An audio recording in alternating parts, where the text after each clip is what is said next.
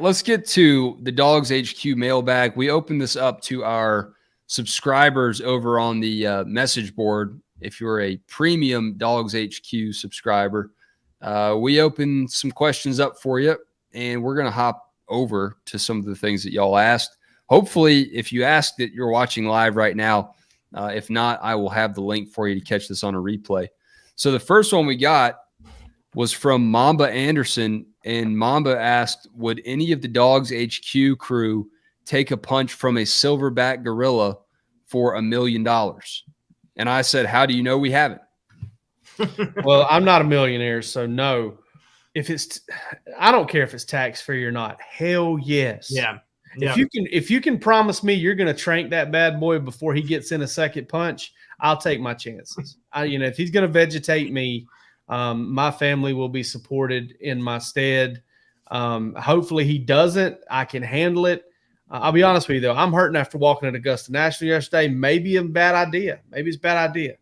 But you start throwing. You put six. Yeah, I'd do it for 500,000. 500K. Yeah.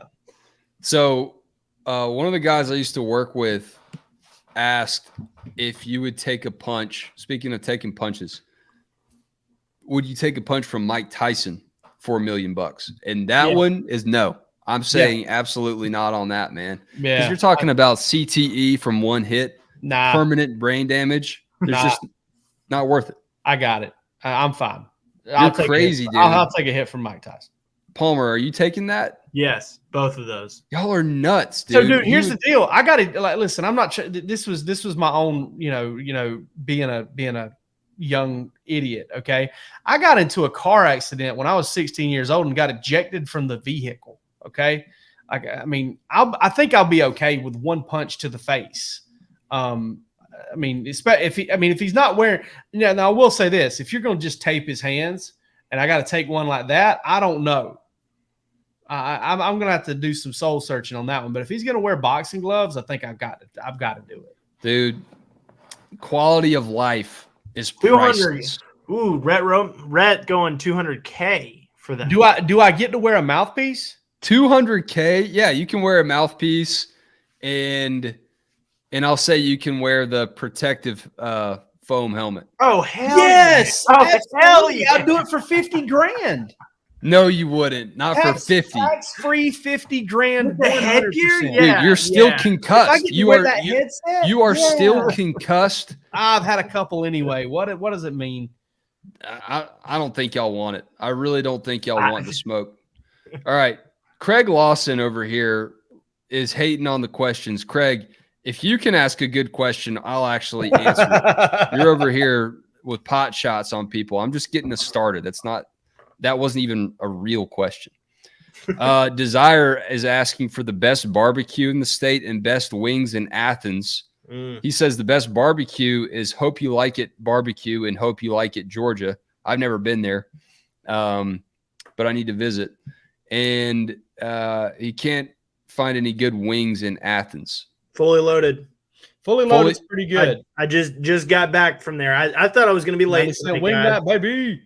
I thought I was going to be late tonight, guys, but I hit Fully Loaded for the Wing Wednesday.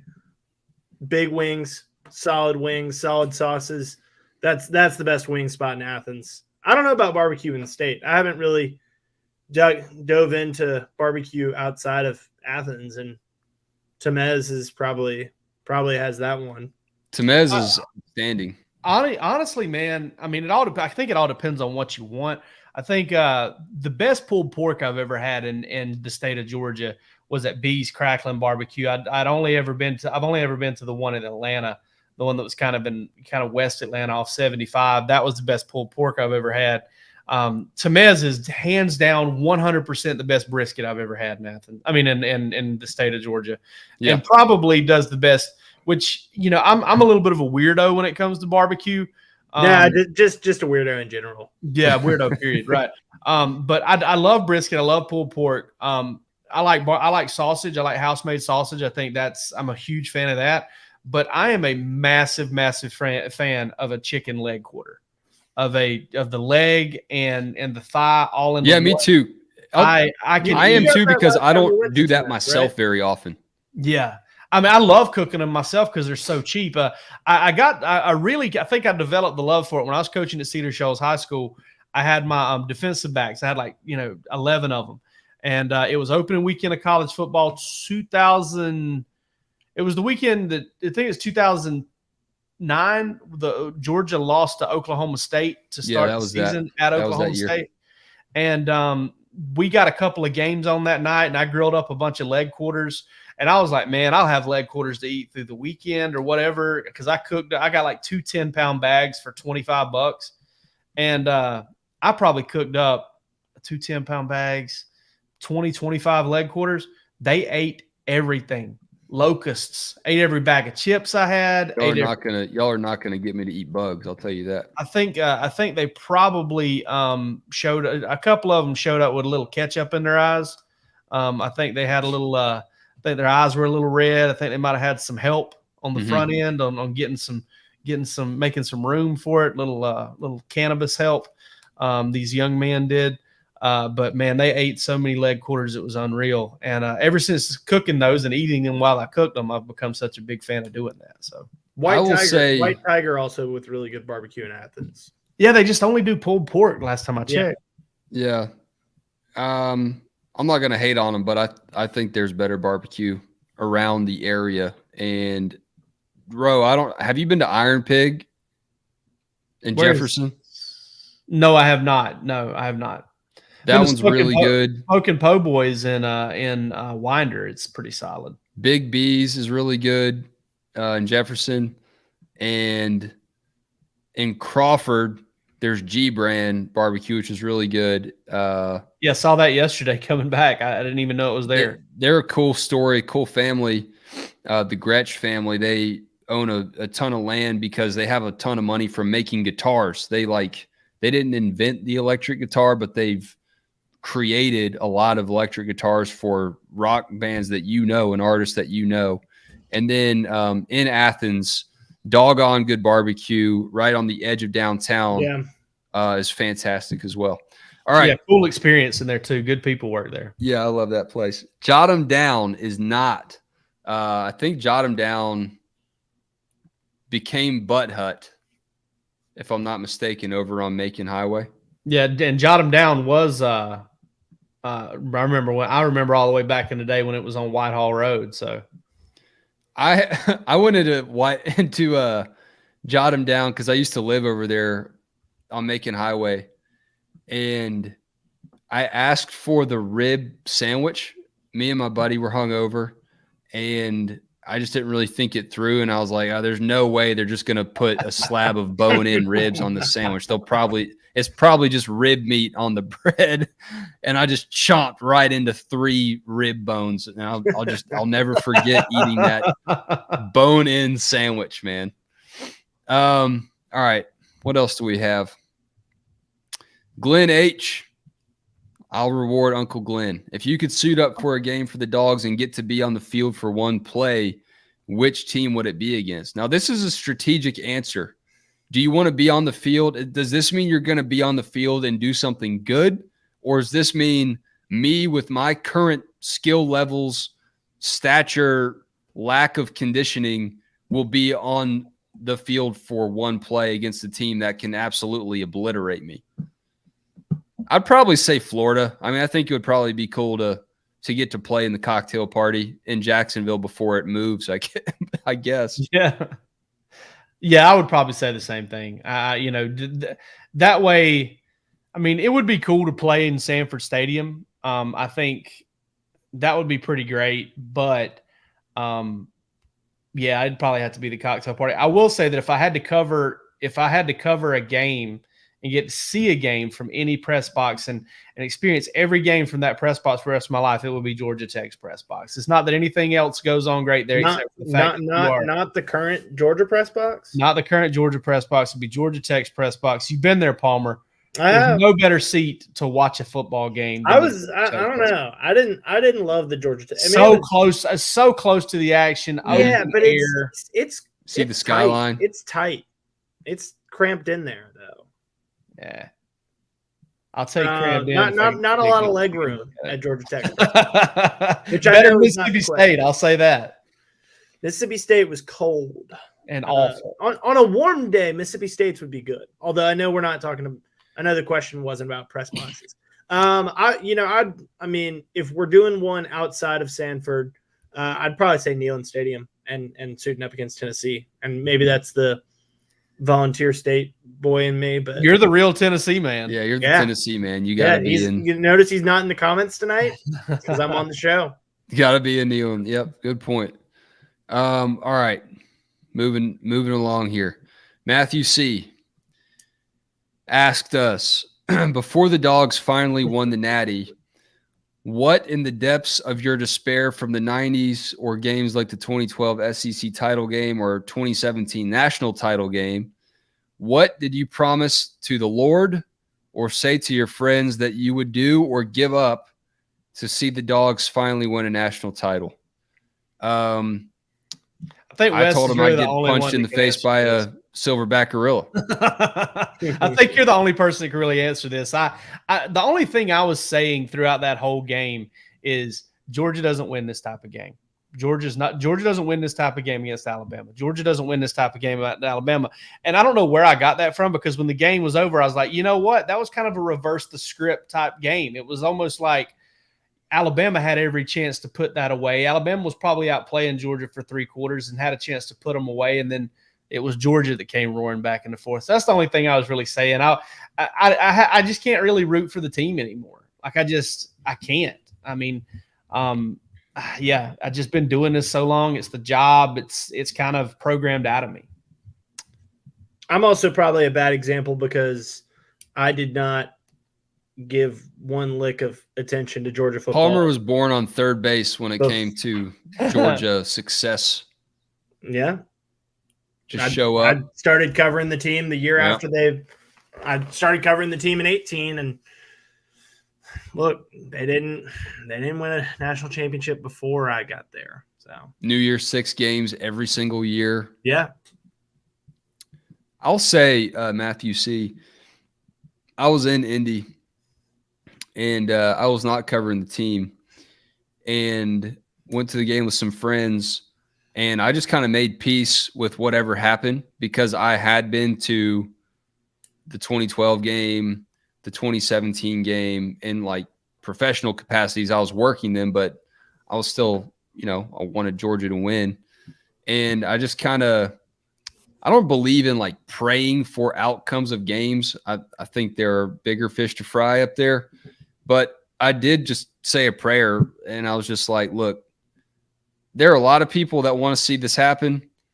There are a lot of people that have seen terrible things happen to this team, and this feels like a good opportunity for this to finally happen. So if it does happen, great. If it doesn't, we've been through worse probably. So I just kind of made peace with it. I know that's kind of an anticlimactic answer, but that was kind of my final straw, and Georgia won the game. And because I did that, and I was in Indianapolis, I just picked up my rental car. I was driving back to where we were staying. I was just at peace the whole trip after that, and was not nervous. No one believes me when I say this, but I was not nervous about the outcome of the game. That's not to say that I knew Georgia was going to win or anything, but when I go back and watch it again, I cannot believe that I wasn't nervous, because there were some real gut drop moments in that 2021 game for sure. Let's get to a couple more, and then we'll wrap up the show. Get to some chopping wood. Maybe ranking the receivers 1 through 6. Maybe that's a column. Maybe we don't quite answer that on the show. Someone asked us about that. South Atlanta Dog. We've got to best and worst memory as a Dog fan. That was another question. All right, here's the last one. Ro, I think you wanted to answer this one. Yeah. Committable offers versus not committable offers. How does the recruiting process actually play out in real time? And this is the example from Bleed Red and Black on our message board. Say a kid gets a Georgia offer. Can the kid commit on the spot? Does it depend on the kid? Like, are there only ones high enough on Georgia's board? If it's not committable, I assume the coaching staff is communicating to the kid that the offer is contingent on something. This is a really good question. Either waiting on other players to commit needing to attend a camp or something, etc. So overall, too long, didn't read, didn't listen. How does the coaching staff manage the way that recruits get their offers and are actually able to commit? All right, so I will say this. When Mark Richt was at Georgia, if a kid got an offer, 98 to 99% of the time that kid could commit to that offer. And if he couldn't, somebody was, you know, getting into it a little bit, or somebody had committed and maybe took that offer off the table. Saw what happened with Kelsey Griffin in a day that I'll never forget. Me, Kip Adams, Kristen Ledlow up at Mill Creek High School. The weirdest day, one of the weirdest days I've ever had in this business. Kid commits. He's excited about it. Turns out Georgia didn't accept his commitment because they already had a nose tackle in that class, and that's what they considered him to be. But that wasn't communicated, and that kind of stuff happened a little too often under Rick. But you know, otherwise, really good, period at Georgia, but not good enough, not good as what it is now. But almost all the time that was the case. Well, that's not the case anymore, and it's not always communicated. It's not always like, hey, you got to come to camp. If it's a quarterback, probably. You know, if it's a quarterback, it's like, hey, listen, well, you got an offer, but we want you to come throw at our camp. It is for other kids too. Like, hey, you got an offer. I want to come see you at camp. We want to get you measured. But from what we've seen on film, we want to offer you. I'm sure it's communicated sometimes, but it's not always communicated. It's definitely not communicated. Hey, dude, we're offering you. But if two guys commit before you do, or if one guy commits before you do, then you definitely can't commit. There's a way to kind of do it. Sometimes they'll offer a kid, they'll talk to him, they'll get him warm, and then they won't communicate with him for a few weeks because maybe they feel better about other targets. Maybe things pop up. It's a delicate balance. It's a case-by-case thing. It does depend on the kid. And, right or wrong, it's the cost of doing business. Because, listen, for the longest time, I heard, why can't kids transfer? Coaches transfer. Well, why can't schools got to play that same game, too, with these recruits. These guys can flip anytime they want. And these schools have to be able to kind of manage their roster and manage the guys that they offer the best they can. And sometimes that's making an offer to a kid that they may not be able to honor for months and months on end. Craig Lawson with our final question here. I actually am going to get to you, Craig. This is a good question. How do we let the Silers off the hook for not getting a Bulldog to the Natty? They have one job and lots of dogs. Revoke their privileges, yes or yes? I don't think we can revoke their privileges to a mascot as much as PETA would like for that to happen. Yeah. I'll just take a stab at this. They didn't let Uga go because he's too old. He's too old. And he wasn't going to go. Now, are you really going to send a substitute Bulldog? I know that they had Russ as like a substitute there for a while. So they kind of set that precedent. But are you going to send one? You're going to send a replacement Bulldog, a stand-in Bulldog to the national championship game? If Georgia lost that game with an imposter Bulldog or a substitute, they'd never hear the end of it. So I don't think you can just be willy-nilly about substituting Ugas like that.